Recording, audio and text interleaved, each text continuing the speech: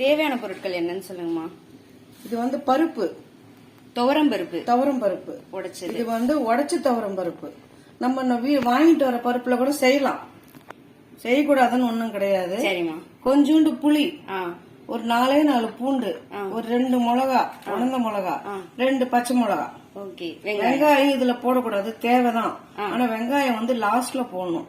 வேக வைக்கும் போது பருப்பு, பூண்டு, மிளகா, பச்சை மிளகா எல்லாத்தையும் போட்டு கொஞ்சம் நெய்யோ இல்ல எண்ணெயோ ஊத்தி குக்கர்லயே வறுத்துடணும். சரிம்மா. வாசனை வர மாதிரி வறுக்கணும், கருப்பாக கூடாது. வாசனை மாதிரி வறுத்துட்டு அதுக்கப்புறம் வேக வச்சிடணும்.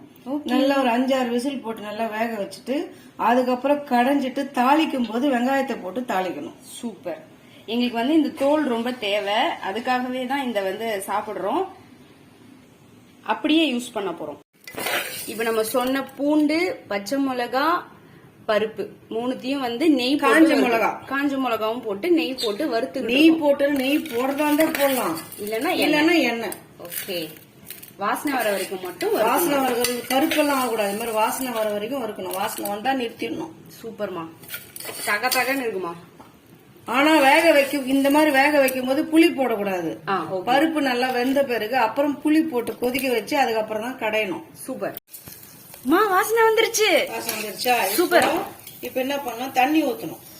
தண்ணி ஊத்துற சவுண்ட் வரும். என்னமா தண்ணி ஊத்துன சவுண்ட் வரும் போது கொண்டு சொல்றீங்க? கொஞ்சம் பேர் பயந்துருவாங்க. இப்ப இதுல வந்து மஞ்சத்தூள் மட்டும் போடணும், உப்பும் புளியும் மட்டும் அப்புறம் போடணும். வச்சு நம்ம விசில் வைக்க போறோம்.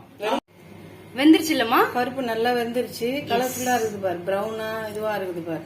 இப்ப என்ன பருப்பு நல்லா வெந்துட்டு இருக்குல்லம்மா? ஆமா, இப்ப பருப்பு நல்லா வெந்துட்டு இருக்கு. பருப்பு மிளகாய் எல்லாம் கலரா வந்துட்டு இருக்கு பாரு. இப்ப என்ன பண்ணணும்னா கொஞ்சோண்டு புளி போடணும். உப்பு போடணும், தேவையான அளவு உப்பு. ஆமா. புளி போட்டதுக்கு அப்புறம் சும்மா ஒரு கொதி விடணும், அந்த புளி கரையறதுக்கு, புளியும் உப்பும் கரையறதுக்கு. அதுக்கப்புறம் நம்ம ஆற வச்சு கடையணும். அவ்வளவுதான். அப்புறமா வெங்காயம் போட்டு தாளிக்கணும். ஓகே. மத்து போட்டு நல்லா இப்படி கடையணும்.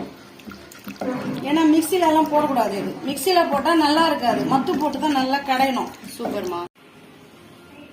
அதான் இதுல மிளகாவும், பச்சை மிளகாவும், காஞ்ச மிளகா, புளி, அந்த புளியும் சில ஒரு ரவுண்ட் அடிச்சுக்கணும். ஏன்னா அதுல கடைஞ்ச தொக்க கிடையாது. கடைஞ்சி எல்லாத்தையும் ஒன்னா போட்டுடணும். சரிம்மா. வெறும் கடுகு, அப்புறம் இந்த வடகம்னு சொல்லுவோம் இல்ல நம்ம. ஆமாமா, இந்த வடகம். ஓகே. அத கொஞ்சோண்டு போட்டு உடனே வெங்காயம் போட்டணும். நல்லா வெங்காயத்தை வதக்கிட்டு கிளாஸ் மாதிரி வதங்கிடணும். நல்லா வெங்காயம் வதங்கிட்டு அந்த குக்கர்ல திருப்பி கொட்டிடணும். கொதி வச்சு இறக்க வேண்டியதுதான். கொதி வந்தோன்னு உப்பு கரெக்டா அந்த பார்த்துட்டு கொட்டிக்க வேண்டியதுதான். அந்த பபிள்ஸ் வரணும், அவ்வளவுதான். சாதாரணமா பருப்பு கடையல் வந்து சாப்பிட்டுருப்பீங்க மத்தியான சாப்பாட்டுக்கு. இது வறுத்த பருப்பு கடையல். ஓகே. இதுக்கு வந்து உருளைக்கிழங்கு பொரியலோ இல்ல வத்தலோ வறுத்து வச்சு சாப்பிட்டா நல்லா இருக்கும். இல்ல கருவாடு வறுத்து வச்சுன்னு சாப்பிடலாம். அடடா, இதுல வெறும் இதுக்கு கருவாடு வறுத்து வச்சுட்டு சாப்பிட்டா ரொம்ப நல்லா இருக்கும். அடுத்த வீடியோல பார்க்கலாம். பை.